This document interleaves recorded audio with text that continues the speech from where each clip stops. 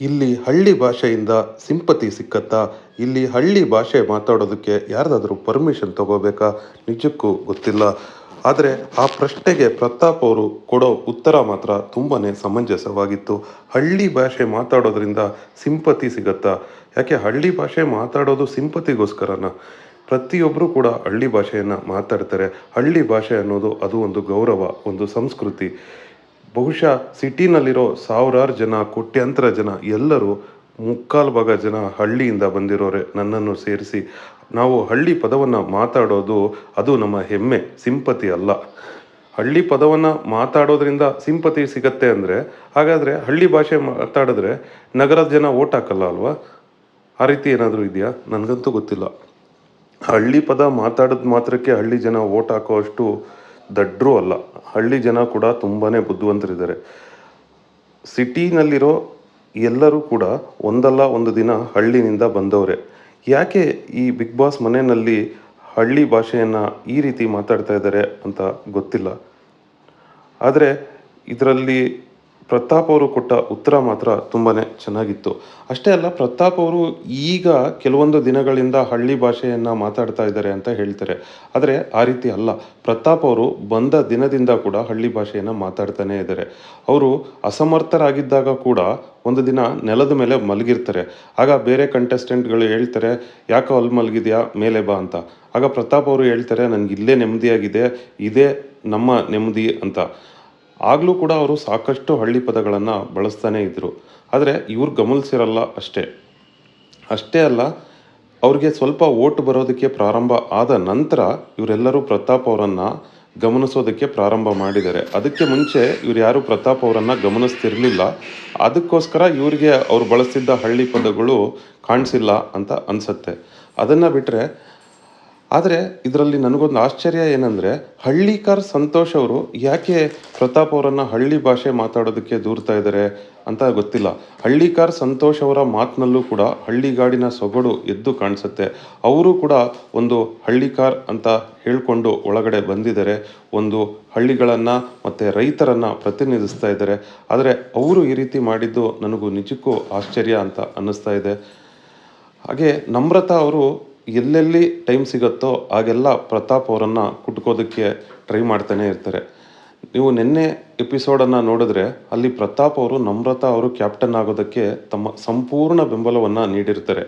ಅವರು ಕ್ಯಾಪ್ಟನ್ ಆಗೋವರೆಗೂ ಕೂಡ ಅವರು ತುಂಬಾ ಖುಷಿಯಾಗಿ ಇರ್ತಾರೆ. ನಮ್ರತಾ ಅವರು ಕ್ಯಾಪ್ಟನ್ ಆದಾಗ ಕೂಡ ಪ್ರತಾಪ್ ಅವರು ಒಂದು ಸಂಭ್ರಮಾಚರಣೆಯನ್ನೇ ಮಾಡ್ತಾರೆ ಅಂತ ಹೇಳ್ಬೋದು. ಆದರೆ ಯಾಕೆ ನಮ್ರತಾ ಅವರು ಮಾತ್ರ ಪ್ರತಾಪ್ ಅವರನ್ನು ಈ ರೀತಿ ನೋಡ್ತಾರೆ ಗೊತ್ತಿಲ್ಲ. ಅದಲ್ಲದೆ ಇವತ್ತಿನ ಎಪಿಸೋಡ್ನಲ್ಲಿ ಸಾಕಷ್ಟು ಬೇರೆ ವಿಷಯಗಳು ಕೂಡ ಇದೆ. ವಿನಯ್ ಅವರನ್ನು ಕೂಡ ಅಲ್ಲಿ ತರಾಟೆಗೆ ತಗೊಂಡಿದ್ದಾರೆ. ವಿನಯ್ ಅವರ ಮೇಲೆ ಕೂಡ ಸಂಗೀತ ಮತ್ತು ನಮ್ರತಾ ಒಂದಷ್ಟು ದೂರುಗಳನ್ನು ಹೇಳ್ತಾರೆ. ಆದರೆ ವಿನಯ್ ಅವರು ಕೂಡ ಅಲ್ಲಿ ಪಂಚಾಯಿತಿ ಅನ್ನೋದನ್ನು ನೋಡದೆ ಸ್ವಲ್ಪ ಖಡಕ್ಕಾಗಿ ಮಾತಾಡ್ತಾರೆ. ಅದು ಯಾವ ರೀತಿ ಮೂಡಿ ಬಂದಿದೆ ಅನ್ನೋದನ್ನು ಇವತ್ತಿನ ಎಪಿಸೋಡ್ ನೋಡಿದ್ರೆ ನಮಗೆ ಗೊತ್ತಾಗುತ್ತೆ.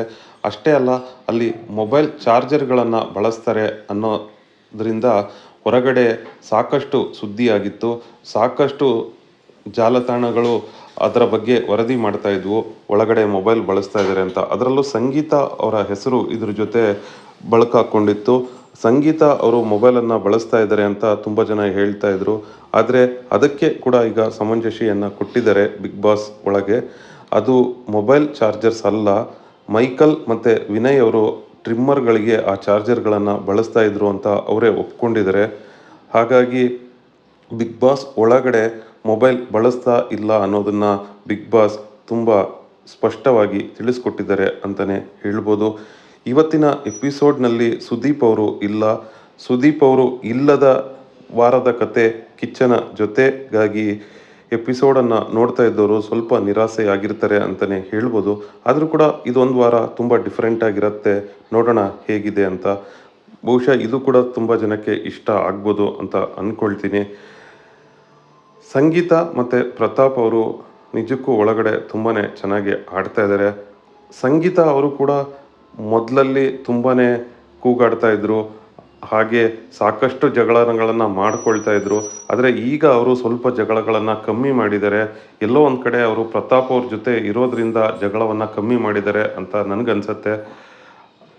ನಾವು ಒಂದಷ್ಟು ವಿಷಯಗಳನ್ನು ನೋಡಿದ್ರೆ ಪ್ರತಾಪ್ ಅವರ ಜೊತೆಯಲ್ಲಿ ಸಂಗೀತ ಇರೋದ್ರಿಂದ ಅವರು ಕೂಡ ತುಂಬ ಕೂಲಾಗಿ ಬಿಹೇವ್ ಮಾಡ್ತಾ ಇದ್ದಾರೆ. ಪ್ರತಾಪ್ ಅವರ ರೀತಿಯಲ್ಲೇ ಯೋಚನೆ ಮಾಡ್ತಾ ಇದ್ದಾರೆ ಅಂತ ಅನಿಸುತ್ತೆ. ಈ ಅಕ್ಕ ತಮ್ಮನ ಜೋಡಿ ಮುಂದೆ ಹೋಗಲಿ, ಮತ್ತಷ್ಟು ಒಳ್ಳೆಯ ಹೆಸರನ್ನು ಮಾಡಲಿ ಅನ್ನೋದು ನಮ್ಮ ಆಶಯ ಕೂಡ.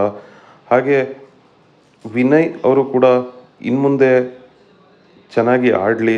ಅವರು ಕೂಡ ಸ್ವಲ್ಪ ಅಗ್ರೆಸಿವ್ನೆಸ್ಸನ್ನು ಬಿಟ್ಟು ಮನೋರಂಜನೆ ಕಡೆ ಗಮನ ಕೊಟ್ಟು ಉಳಿದಿರೋ ದಿನಗಳಲ್ಲಿ ಒಂದು ಉತ್ತಮವಾದ ಹೆಸರನ್ನು ಸಂಪಾದನೆ ಮಾಡಲಿ ಅನ್ನೋದು ನಮ್ಮ ಆಶಯ ಕೂಡ ಆಗಿದೆ. ಹಾಗೆ ನಮ್ರತಾ ಅವರು ಕೂಡ ಈಗ ಹೊಸ ಕ್ಯಾಪ್ಟನ್ ಆಗಿ ಆಯ್ಕೆಯಾಗಿದ್ದಾರೆ. ನಮ್ರತಾ ಗೌಡ ಅವರು ಯಾವ ರೀತಿ ಮನೆಯನ್ನು ಮುಂದಿನ ದಿನಗಳಲ್ಲಿ ನಡೆಸ್ಕೊಂಡು ಹೋಗ್ತಾರೆ, ಅವರು ಯಾವ ರೀತಿ ಮನೆಯನ್ನು ಸಂಭಾಳಿಸ್ತಾರೆ, ಅವರ ಕ್ಯಾಪ್ಟನ್ಸಿನಲ್ಲಿ ಯಾವ ರೀತಿ ಇರುತ್ತೆ ಅನ್ನೋದನ್ನು ನೀವು ಅಂದ್ಕೊಳ್ತೀರಾ ಅನ್ನೋದನ್ನು ಕಮೆಂಟ್ನಲ್ಲಿ ತಿಳಿಸಿ. ನಮ್ರತಾ ಗೌಡ ಅವರು ಕ್ಯಾಪ್ಟನ್ಸಿಯನ್ನು ಯಾವ ರೀತಿ ನಡೆಸ್ಕೊಂಡು ಹೋಗ್ತಾರೆ, ಹಾಗೆ ನಮ್ರತಾ ಗೌಡ ಅವರು ಜಗಳಗಳನ್ನು ತಡೀತಾರ ಅಥವಾ ಮನೆಯನ್ನು ಉತ್ತಮ ರೀತಿಯಲ್ಲಿ ಸಂಭಾಳಿಸ್ತಾರಾ ಅನ್ನೋದನ್ನು ಕೂಡ ಕಮೆಂಟ್ನಲ್ಲಿ ತಿಳಿಸಿ. Thank you friends. Thanks for watching our channel. Thank you very much.